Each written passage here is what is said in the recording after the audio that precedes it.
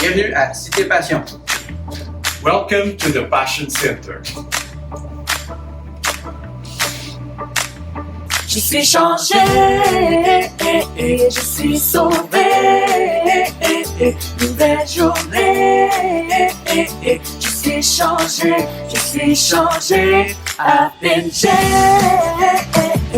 I've been saved, brand new day, I've been changed. Et bienvenue à Cité Passion en ce mois de mars. On est rendu quoi, le 13 mars déjà? Wow, ça va vite!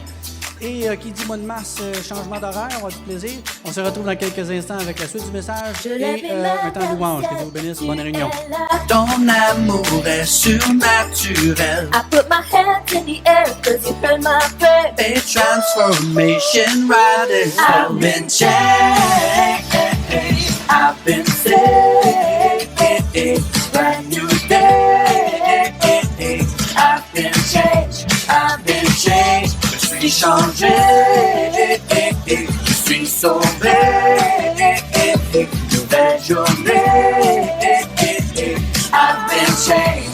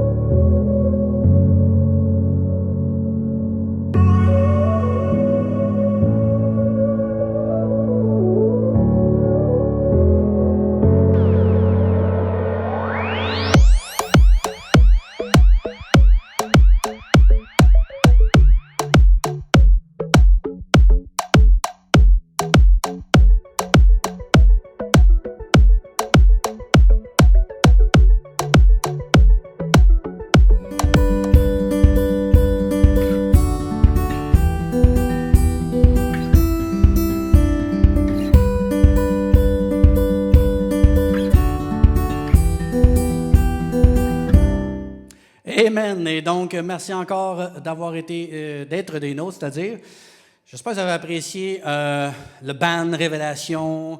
On essaie de revenir, puis on essaie de se mettre ensemble pour jouer. Je suis très fier de jouer avec ces gars-là. Et ça touche mon cœur. Puis la musique, ça fait partie intégrante de qui je suis. Même si je ne suis pas le meilleur, mais Dieu me donne des chansons. Et puis j'aime louer Dieu. Un des characters, un des personnages dans la Bible que j'aime beaucoup, c'est David. Le roi David, parce que David, c'était le roi, puis c'est ça, ça m'attire. Mais l'autre partie de David, c'est un adorateur. David louait Dieu avec sa harpe, c'était un chanteur, un compositeur de chants. Et je connecte beaucoup avec David parce que justement, s'il y a une chose qui a gardé David près de Dieu, et si je sais qu'il y a une chose qui fait dire que quand Dieu dit David, c'est un homme selon son cœur, c'est parce qu'il a vu David. David, il sait comment se rendre dans la présence de Dieu. Vous savez, quand on vous fait des chansons comme ça, embarquez avec nous autres, louez Dieu, commencez à juste fermer les yeux puis à laisser la musique vous transporter. Dieu, la Bible nous dit qu'il prend plaisir à la louange. Et lorsque son peuple se rassemble et loue Dieu, il siège au milieu d'eux. Wow! Donc, prenez le temps d'adorer le Seigneur lorsqu'on vous chante des chansons. On le fait pour ça. On n'est pas là pour la performance, loin de là. Mais on est là pour que vous ayez une connexion divine avec Dieu. Amen. Encore une fois, merci d'être là. Puis je vous demande de vous abonner, de partager le lien aussi. On fait tout ce travail-là, beaucoup de travail en passant pour faire une réunion du dimanche, pour être capable de vous emmener la parole de Dieu. Et j'y mets beaucoup d'efforts. Tu sais, je ne cherche pas la popularité en nombre de milliers de likes. Tant mieux si j'en ai des milliers ou des partages. Mais mon but, c'est de rejoindre les personnes que Dieu veut que je rejoigne. Et merci pour ceux qui nous écrivent et qui nous font part que ce qu'on fait, bien, ça vient vous rejoindre, ça vient vous toucher. Et on va continuer à le faire. Comme je l'ai dit dans les semaines précédentes, bien, j'aimerais ça avoir des gens devant moi. Dieu m'a appelé de pasteur, puis une des appels du pasteur, c'est de s'occuper des brebis. Et je le fais à distance. J'ai quelques gens que je conseille, que je côtoie. Et ça, c'est le fun. Mais j'ai hâte aussi de le faire devant des gens. Ça va être excitant. J'ai super hâte. Et on va continuer à prier pour le Québec, avec l'histoire du COVID. On va continuer à prier pour ceux qui sont malades.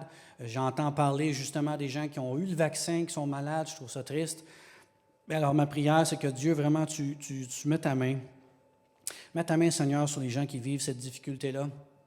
Et qu'au nom de Jésus, que le remède qui est surtout toi, tu es le grand remède contre tout virus, Seigneur, vienne briser cette maladie au nom de Jésus. Amen.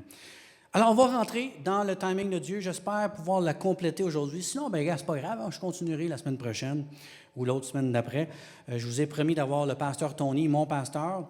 Il était supposé de prêcher la semaine dernière. Il y a eu un bug audio. Je n'aimais pas le son. Il va le refaire, pauvre lui. Alors, on va l'entendre très bientôt à nous partager aussi la parole. C'est mon pasteur, je l'aime grandement. Et il fait du bon travail dans Longueuil et pour le Québec. Le timing de Dieu, bien justement, en parlant de timing de Dieu, bien, je crois fermement que c'est un timing de Dieu, que Dieu m'a permis de venir ici à Passion Center, de rencontrer le pasteur Tony pour être capable de faire ce que je fais aujourd'hui. Mais ce timing-là, quand tu regardes où ce que je me retrouve aujourd'hui en train de faire ce que j'ai longtemps rêvé de faire, et puis pas juste rêver, mais que Dieu m'appelait à faire également, bien, ça ne s'est pas fait du jour au lendemain. La semaine dernière, j'ai parlé de la fameuse poire, mais la poire, elle ne pousse pas en 2 secondes, ça y prend une saison. Et on vit tous des saisons dans notre vie. Il y a des saisons qui neigent, et ça, c'est des saisons très déprimantes. J'haïs l'hiver, je ne suis plus capable. Et là, on rentre dans la saison où on rallonge les journées. Wow, c'est tellement excitant! Je ne sais pas si c'est aujourd'hui ou demain ou hier, vous avez changé l'heure, mais enfin, moi, quand l'heure elle change, je suis tellement content. Il y a comme un renouveau, un souffle nouveau qui prend place. Ah, l'été, puis là, la neige à fond, c'est génial. Bien, l'hiver peut emmener son lot de problèmes, mais également, ça t'emmène également un temps de ressourcement. Donc, il ne faut pas voir les saisons négatives comme étant négatives. Il faut voir ce genre de saisons-là comme des saisons où il faut se ressourcer. Et quand je vous parlais la semaine dernière que Dieu il nous demande de laisser le processus de la patience, le processus qui demande la patience pour voir accomplir ce que Dieu a pour toi. Parce que je sais que vous avez des rêves. Je sais que vous avez également des ambitions, des aspirations. Vous avez des projets. Il y a des choses que Dieu même vous a parlé et dit, je veux que tu fasses ça. Il y en a qui ont reçu des paroles prophétiques pour accomplir des choses. Et là, toutes ces choses que tu as entendues, que tu as reçues, et les rêves, tu es là et tu te dis, pourquoi ça ne se passe pas comme je voudrais? Pourquoi ça ne s'accomplit pas? J'aimerais ça les vivre. Je vous comprends très bien. Et Dieu est en train de vous faire passer à travers un processus parce que son timing est excellent. Je vous disais également la semaine dernière qu'on ne voit pas la vue d'ensemble. Dieu, là, il voit ta jour 1 puis il voit ta journée finale. Il regarde, là, comme ma table qui est ici, là, il est capable de vous dire, ça, c'est ta vie. Il la voit. Donc, nous, on est dans quelque part dans notre échelle de vie, puis on panique. Oh non, qu'est-ce qui se passe? Tandis que Dieu, il sait tout. Il connaît l'accomplissement de toutes choses. Puis là, dans notre marche avec Dieu, ce qu'il fait, c'est qu'il va nous aider à... Des fois, on tend un petit peu vers la gauche. Là, le Seigneur va nous ramener. Dans le Proverbe 23, ça dit « Ta houlette et ton bâton me rassurent. » Je ne sais pas si vous connaissez ce psaume. « L'Éternel est mon berger, je ne manquerai de rien. » Mais il dit que ta houlette ou ton bâton ou ton crochet me ramène. Parce que des fois, je m'en vais à gauche. Des fois, je m'en vais à droite. Puis des fois, il y a d'autres puissances extérieures qui nous emmènent à faire des détours dans la vie. Si on connaîtrait le temps, souvent, si, mettons, là, Dieu m'aurait dit, à l'âge de 10-15 ans, en fait, c'est arrivé même, parce que j'ai prêché, moi, ma première fois que j'ai prêché, j'avais 15 ans. Et on avait à la jeunesse ce qu'on appelait la soirée courte prêche. Moi, mon frère, puis Serge Descœurs, le pasteur Serge Descœurs qui nous écoute régulièrement. Merci, pasteur Serge, de nous écouter. Je vous invite également à écouter ce que pasteur Serge met sur YouTube ou Facebook. C'est un très bon enseignant. Mais moi, mon frère et Serge, on avait fait la courte prêche. Je ne sais pas si tu t'en rappelles, Serge. Puis on avait prêché des messages de 10 minutes. Puis après, mon message de 10 minutes qui était excellent. Ah non, je vous dis, là, je pensais que j'étais devenu un évangéliste de grande qualité internationale après ma prêche. Puis là, mon pasteur vient me voir et dit, Stéphane, il faut que je te parle. Je veux juste te dire, c'était super bon. C'était vraiment même excellent. Merci, pasteur. Tu ne prêcheras plus avant 15 ans.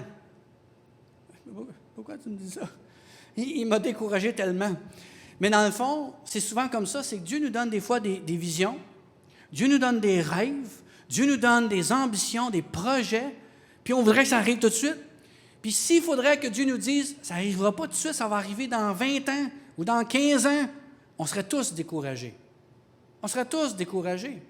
Si Abraham et Sarah sauraient que leur enfant, ils l'auraient eu à l'âge de 80 ans, pensez-vous qu'Abraham et Sarah auraient dit « Hey Dieu, c'est pas bien le fun de te servir, tu me promets une postérité, tu me promets que je vais avoir des enfants, puis tu vas me dire que j'attends jusqu'à l'âge de 80 ans, 90 ans? Aïe aïe! » Non. Bien, Dieu ne l'aura pas dit, il a juste dit « Vous allez avoir un enfant. Et votre enfant va être celui qui va être mon peuple.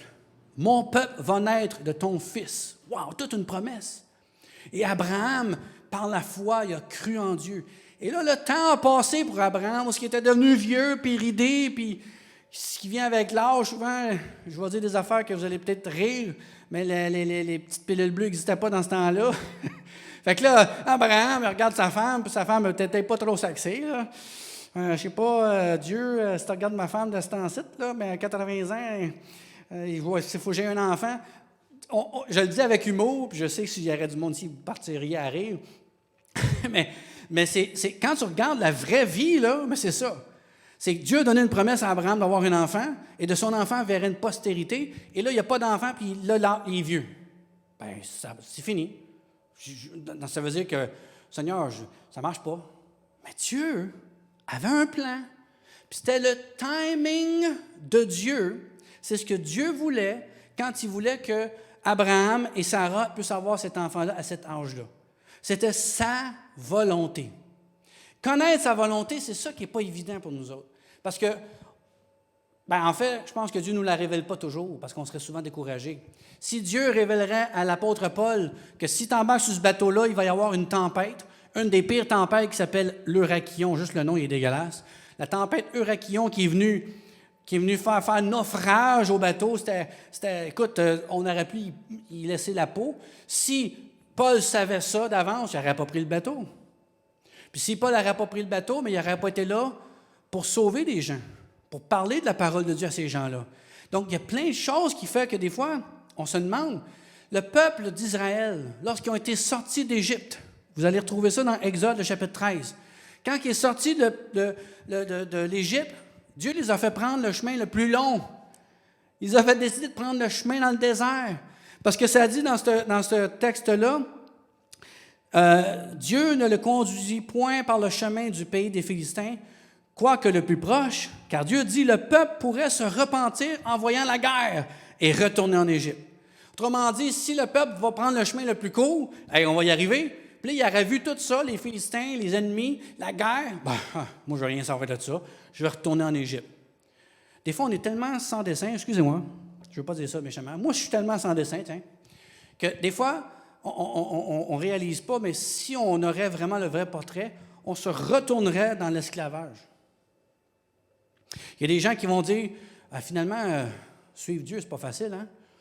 Je serais peut-être aussi bien de retourner dans mon esclavage, puis dans le monde, puis à pécher. Il me semble que ce serait la meilleure chose pour moi. On ne réalise pas que le chemin de Dieu peut des fois avoir son lot de souffrances, peut avoir son lot de difficultés. Mais il faut comprendre que quand Dieu a un plan, c'est parce qu'il y a également une victoire. Si tu as une bataille, c'est parce qu'il y a une victoire qui s'en vient. Puis comment tu peux avoir la victoire si tu n'as pas eu de bataille? Comment le Canadien de Montréal peut célébrer, là, ça n'arrive pas fort de ce temps-ci, mais comment est-ce que le Canadien de Montréal peut dire qu'ils sont champions s'ils n'ont pas eu à se battre? Les Canadiens ont 24 Coupes Stanley, mais là, ils peuvent accrocher plein de bannières. Comment on peut se vanter de nos victoires si on ne s'est jamais battu? Ça prend la bataille, ça prend la souffrance, ça prend les épreuves pour que tu puisses enfin dire « Wow, j'ai vaincu, j'ai la victoire ». Et Dieu a la victoire pour toi. Tout ce qu'il te demande, c'est sois patient dans la bataille qu'il y a pour toi.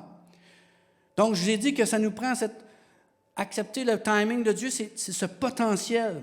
Et ça m'emmène à l'histoire de Joseph. Joseph qui était un des fils d'Isaac. Puis, je ne vais pas dire que c'était son préféré, mais oui, il a donné un beau manteau de couleur, tout ça. Puis Joseph, il a eu un rêve. Comme vous et moi, on a des projets, on a des rêves. Joseph a eu un rêve de Dieu, une prophétie, une parole de connaissance. Il a vu des germes de blé pliés devant lui. C'est comme Dieu montrait que tes frères vont se prosterner devant toi.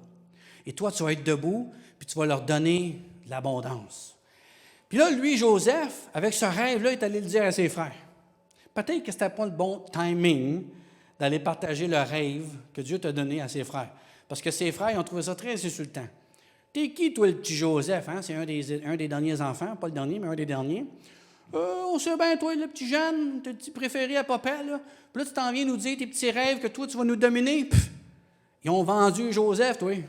Oui, ils l'ont vendu, ils l'ont laissé comme mort. Puis Joseph, il a passé du temps en prison, il a passé du temps dans la souffrance. Puis à un moment donné, il a reçu d'autres rêves. Là, j'imagine la place de Joseph, je devrais-tu parler de ces rêves-là? Mais quand il a parlé de ses rêves, il espérait s'en sortir, il était resté encore longtemps en prison. Qu'est-ce que vous pensez que Joseph faisait en prison? Oh Dieu! Tu parles d'un Dieu! Celui qui a sorti Moïse, puis le peuple d'Égypte, puis les grands miracles qu'on me parle. Il est où le Dieu de grands miracles? Êtes-vous comme ça? Est-ce que des fois, vous posez la question, il est où le Dieu de miracles? Ce qu'on entend qu'il a séparé l'eau. Quand on entend Jésus qui a donné la vue aux aveugles, il est où? Êtes-vous pas comme ça des fois? Vous ne vous posez pas la question? Il est toujours là. Puis il nous regarde, puis c'est pas ce qu'il veut qu'il souffre en passant. Il ne veut pas qu'on souffre. Hein? Ce n'est pas son désir que l'on souffre. Mais la souffrance va produire quelque chose de merveilleux. Vous savez, les belles perles qu'on retrouve sur des colliers, les vraies histoires, puis je pense que vous connaissez très bien ce que je m'en vais avec ça, mais les perles, ce sont des choses qui existent, sont belles, parce que sous la mer, dans une huître, je ne veux pas me tromper dans mes points techniques, parce que ça vient juste de me popper dans l'esprit, de vous parler de la perle, mais la perle, elle va se former avec le temps et la pression. l'huître met une pression sur cette petite roche, ou ce petit grain de sable qui est rentré dans la bouche de l'huître. Et cette petite graine qui valait rien est devenue une pierre précieuse. Et cette pierre précieuse est devenue précieuse à cause du temps et de la pression qu'elle a reçue pendant tout ce temps-là. Nous sommes des petites graines de sable qui ne vaut pas grand-chose. Mais si on se place dans la main de Dieu, Dieu va nous permettre de vivre une pression. Dieu va nous permettre de vivre à travers le temps des épreuves. Dieu va nous permettre de vivre des choses pas toujours évidentes. Parce que la journée qu'il va ouvrir sa main, il va sortir de là une perle précieuse. Mais regardez-moi. Je ne suis pas précieux selon vous? Bon, j'ai un petit amen de ma fille. J'ai un petit amen de ma femme. Merci Seigneur. Je suis précieux pourquoi? Pas à cause de ce que je ressemble. Pas à cause de mes talents. Parce que j'ai resté dans la main de Dieu. Puis parce que j'ai resté dans la main de Dieu, Dieu m'a formé. Et Dieu m'a formé pour étant quelqu'un, pour devenir ce que lui veut que je devienne. Oh, c'est bon, hein? J'avais pas prêché ça la dernière fois, puis là, je viens de rajouter. C'est pas pire, ça, hein? C'est pas pire pantoute. Et je termine avec un dernier point pour vous autres. Oui, je vous dis, c'est vrai, effectivement, il faut accepter le timing comme étant un temps de potentiel pour nous. Et là, il faut apprendre à dépendre. Le troisième point que je vous parle sur le timing de Dieu, c'est qu'il faut apprendre à dépendre.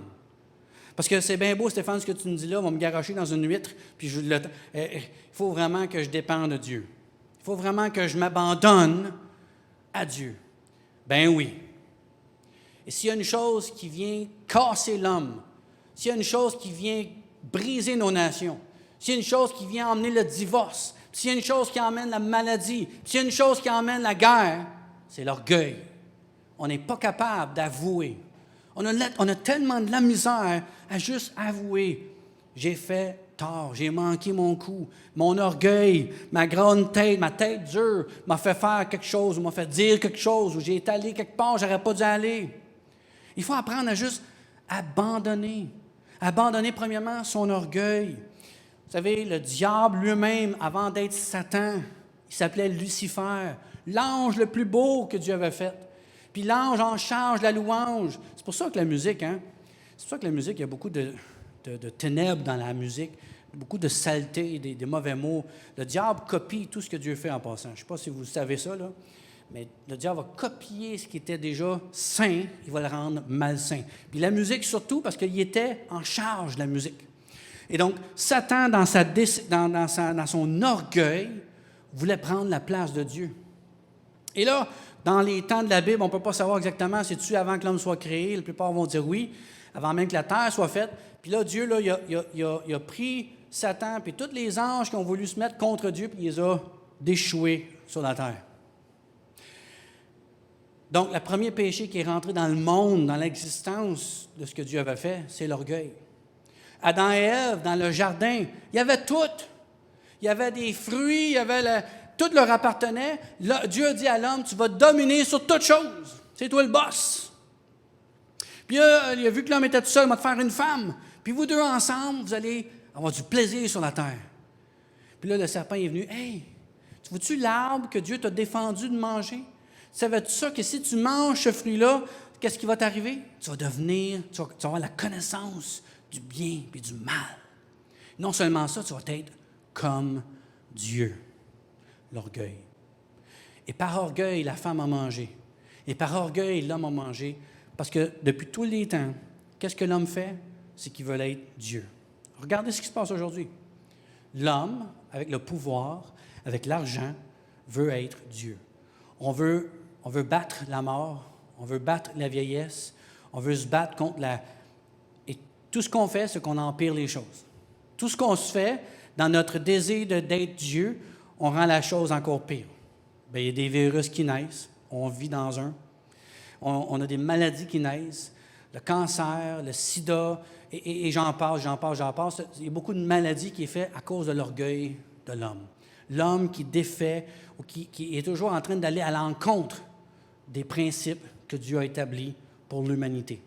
C'est comme un livre, comment je vais dire ça? C'est un livre, un guide. C'est un guide. Moi, là, quand je sors une bebelle de chez Ikea, là, Je ne suis pas tout le temps le guide. Et souvent, mon meuble va ressembler à la tour de Pise si je ne suis pas mon temps. Mais Dieu nous a donné un guide. Elle s'appelle la Bible. Pour que ta vie soit droite, tu dois suivre le manuel d'instruction qui est la Bible. Et si tu suis le manuel d'instruction, tu vas réussir. Non seulement tu vas réussir, mais tes projets vont réussir. Le cœur de l'homme médite sa voie, mais c'est l'Éternel qui dirige ses pas. Proverbe 16, verset 1. C'est l'Éternel qui dirige les pas de l'homme, mais l'homme peut-il comprendre sa voie?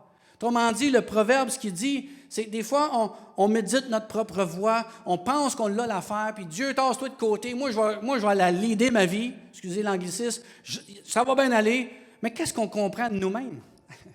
Est-ce que tu sais ce qui va t'arriver demain? Ben non, tu ne sais pas. Et pourtant, nous autres, on ne sait pas ce qui nous pend au bout du nez, à l'expression. Alors, j'aime mieux m'en remettre à Dieu, complètement. Parfois, ça n'a pas de sens. Puis parfois, souvent, ce qui fait en sorte qu'on ne va pas comprendre. Mais je vais terminer avec le Proverbe, le chapitre 3, versets 5 et 6. « Confie-toi en l'Éternel de tout ton cœur. Confie-toi en l'Éternel de tout ton cœur et ne t'appuie pas sur ta sagesse.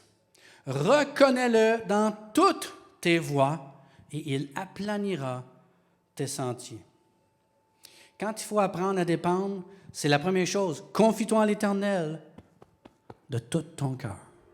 Pas juste de ta tête. Va pas à l'église juste parce qu'il faut aller à l'église. Va pas faire ton chapelet. Va pas lire la Bible. Fais rien de tout ça. Arrête de prier même si tu le fais avec ta tête. Dieu dit, confie-toi en moi de tout ton cœur. Arrête de t'appuyer sur ta propre intelligence. Ça vaut ce que ça vaut. Puis l'intelligence que tu as, c'est même moi qui te l'ai donné, dit Dieu. Ah, sont bons les hommes, on est allés dans l'espace. Ben oui. Mais qui a donné le cerveau à l'homme pour aller dans l'espace? C'est Dieu. Il n'y a rien qu'on a inventé nous-mêmes. Toutes nos capacités, nos talents, viennent de où? Ça vient de Dieu. Donc, appuyez pas vos choses sur votre sagesse, mais reconnaissez-le dans toutes vos voies. Puis si vous faites ça, il va rendre vos projets une grande réussite. J'avais encore du matériel pour vous, puis peut-être je vais ramener ça pour l'autre semaine d'après, on verra. Mais sur ça, je vais prier avec vous autres, parce que dans mon cœur, il y a des gens qui, vous êtes déçus dans la vie. Il y a beaucoup de déceptions, il y a beaucoup de... En fait, je vous dirais même que vous avez été déçus par d'autres.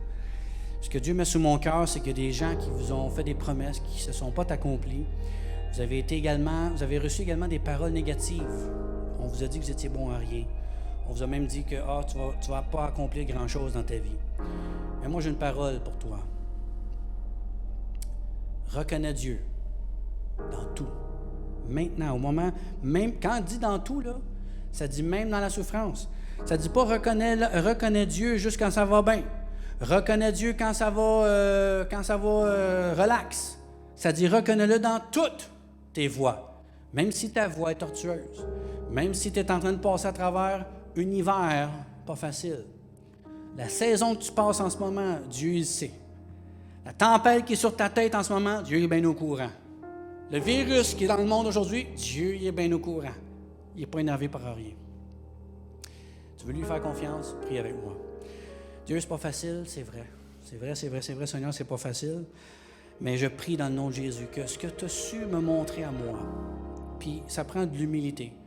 Et je sais, Seigneur, que tu résistes aux orgueilleux, ta parole nous enseigne, et tu fais grâce aux humbles. Alors je veux que chacun de nous, on s'humilie, Seigneur, qu'on reconnaisse qu'on a besoin de toi.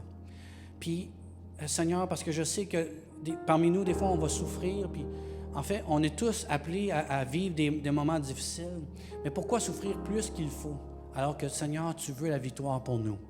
Dans le nom de Jésus, Seigneur, je viens briser toutes les paroles négatives, les fausses promesses qui ont été faites envers mes amis qui nous écoutent aujourd'hui. Je les brise dans le nom de Jésus et je plaide ton sang.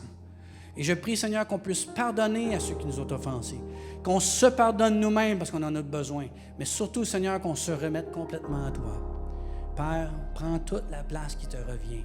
Jésus, viens dans le cœur de chacun de mes frères et sœurs, parce que, Seigneur, tu as la plus grande valeur que tout ce qui existe dans ce monde. Dans le nom de Jésus que je prie. Amen. Je m'excuse si j'ai pris trop de votre temps, mais ça m'a fait plaisir d'être avec vous encore ce beau dimanche.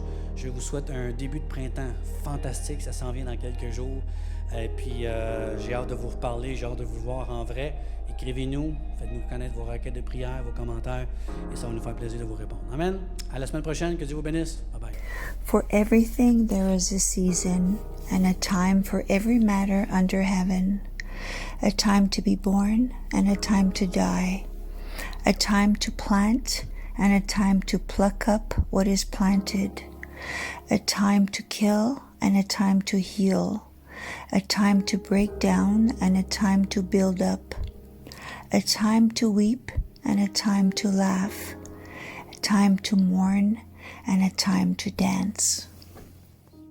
On vous remercie énormément d'avoir été des nôtres aujourd'hui. On espère que le message vous a plu, vous a touché. Si vous avez des questions, requêtes de prière ou commentaires, n'hésitez pas à nous rejoindre avec l'information dans la description ou dans les commentaires. Ça va nous faire plaisir d'entrer en contact avec vous. Donc, on se revoit à la semaine prochaine. Bon dimanche.